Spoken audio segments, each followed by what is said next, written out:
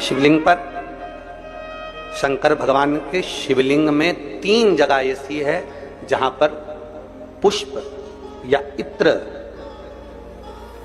या बेलपत्र या सुगंधित पदार्थ भगवान शंकर को समर्पित करा जाता है तो रोग से निवारण होता जाता है। 3 स्थान समझेंगे। ये शिवलिंग जलाधारी अशोक सुंदरी का स्थान मध्य में, इधर गणेश का स्थान, इधर षडानंद कार्तिकेय का स्थान। 3 स्थान हैं जहां पर बन सके। अगर आपको लगता है कि मैं जांच कराने के लिए डॉक्टर के पास जा रही हूं और डॉक्टर ने बोला है कि कोई बड़ी बीमारी तुमको लगती है तो जांच कराने जाओ, डॉक्टर बोले जांच कराओ, जितनी रिपोर्ट होना आना चाहती आए, पर उससे पहले अगर 3 जगह पर इत्र समर्पित कर दिया जाए, इत्र हो या सुगंधित कोई पुष्प हो, इत्र या सुगंधित पुष्प, 3 स्थान पर अगर इत्र समर्पित किया जाए तो वो स्थान और इत्र समर्पित कर आप जाओ फिर जांच कराओ, मना नहीं, पर वो 3 स्थान बताएगा। पहला स्थान अशोक सुंदरी और भगवान शंकर का जो शिवलिंग रखा है उसके बीच में जो अशोक सुंदरी और शंकर भगवान के शिवलिंग के बीच में एक जगह खाली पड़ी रहती है। अशोक सुंदरी का स्थान पूर्ण होगा, शिवलिंग होगा, उसके बीच में एक स्थान खाली होता है। उस स्थान पर अगर जिस समय पर भगवान शंकर के जिस अशोक सुंदरी और शिवलिंग के बीच में जो स्थान है वहां पर अगर इत्र लगाया जाए, दूसरे नंबर पर शिवलिंग के ऊपर से लेकर नीचे के मध्य भाग में, जहां मध्य भाग है ये शिवलिंग, ये नीचे का भाग और मध्य भाग में अगर इत्र लगाया जाए, और तीसरा भगवान शंकर का जो जल नीचे की ओर गिरता है, जहां जो पट्टी रहती है पानी नीचे आने की, उस पट्टी पर अगर इत्र लगाया जाए, ये 3 स्थान इत्र लगाने के होते हैं। अगर वहां लगाया जाए तो कैसा भी रोग हो आपकी जांच अच्छी ही आएगी, बेकार नहीं आ सकती।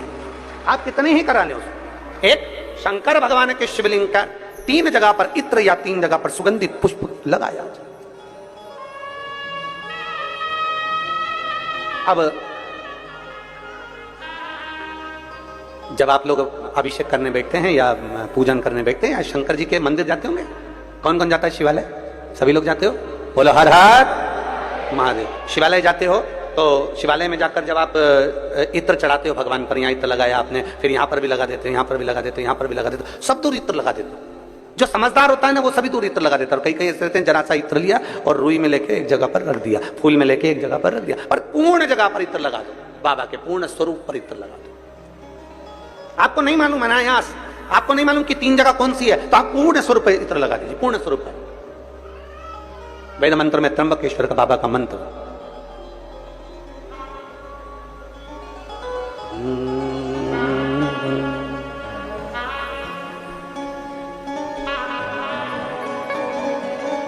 महामृत्युंजय मंत्र, वेद मंत्र का बड़ा सुंदर मंत्र, जिसका हम उच्चारण पूर्ण रूप से नहीं करते हैं व्यासपीठ से, उसको हम मंत्र को मन में गुनगुनाते हैं। एक बार आप भी बाबा के मंत्र को मन में गुनगुनाइए।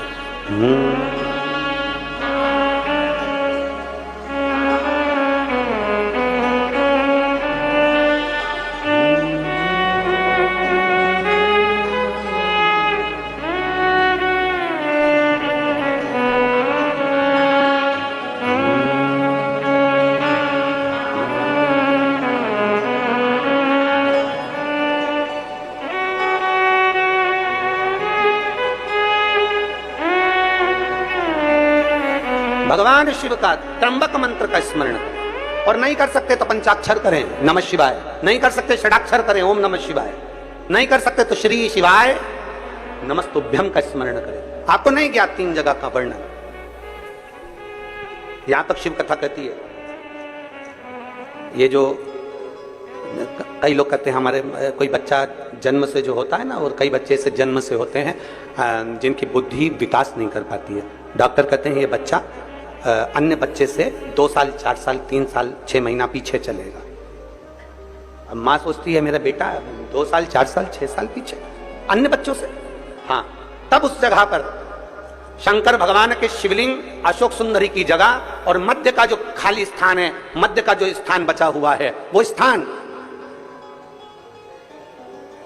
कई बार लोग कहते हैं गुरुजी ये पार्वती जी है, ये शिवलिंग है, ऊपर जो जलाधारी में से जल बह रहा है, शंकर जी की 5 लड़कियां हैं, जया विशहरा शामली बारी दौतली देव, ये अशोक सुंदरी, ये गणेश कार्तिकेय का स्थान, जो बीच में अशोक सुंदरी और शिवलिंग के बीच में जगह है, वो स्थान किसका है? शिव पुराण में इसका लिंग पुराण के अंदर वर्णन आता है कि वो स्थान भगवान शंकर की जो जितनी सती, उमा, कात्यायनी, कुष्मांडा, स्कंदा, जितनी महागौरी, जितनी माताएं पूर्व में रही हैं, इन माताओं का स्थान शंकर ने यहाँ रखा है। और वो स्थान ऐसी जगह है, अगर कोई बच्चा कितना भी पीछे है, डॉक्टर कह दिया इसको कि ये अन्य बच्चों से 2 साल पीछे, अन्य बच्चों से 4 साल, इसका विवेक काम नहीं कर रहा।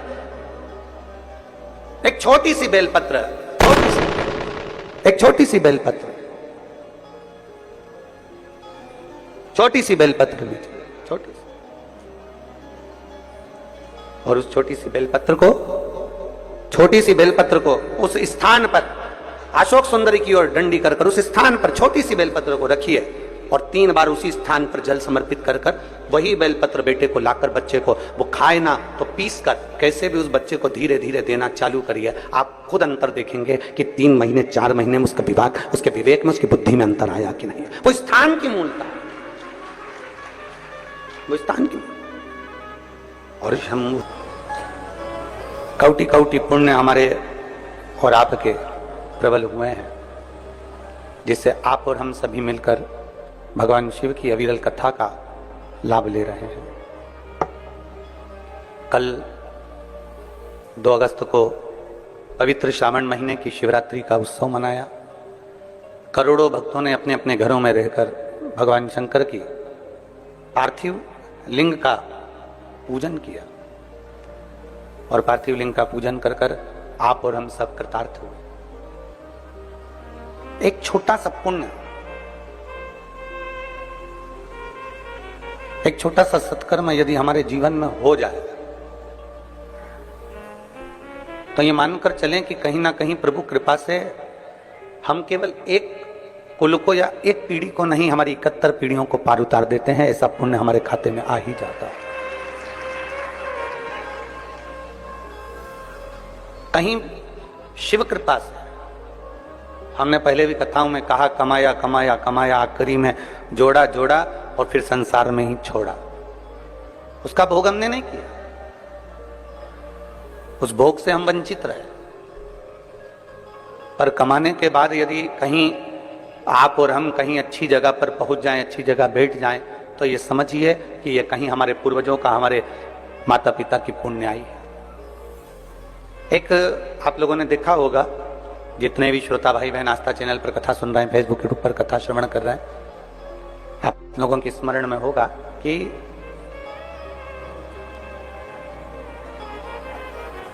ऊंट वाले आते हैं, भेड़ वाले आते हैं, भेड़ चराने के लिए आए, ऊंट वाले ऊंट लेकर, भेड़ लेकर आए और जंगल में भेड़ चराते हैं।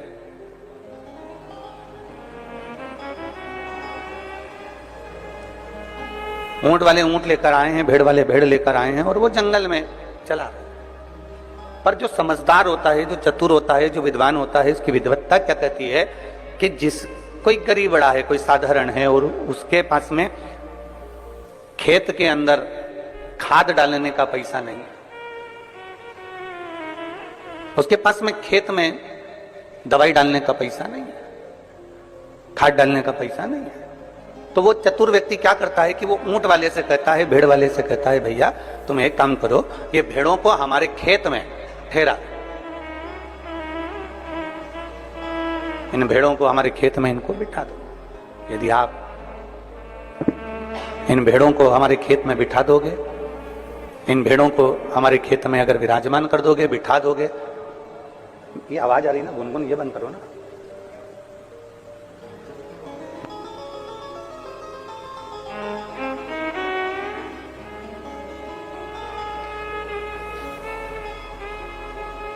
इन भेड़ों को आप हमारे खेत में बिठा दीजिए,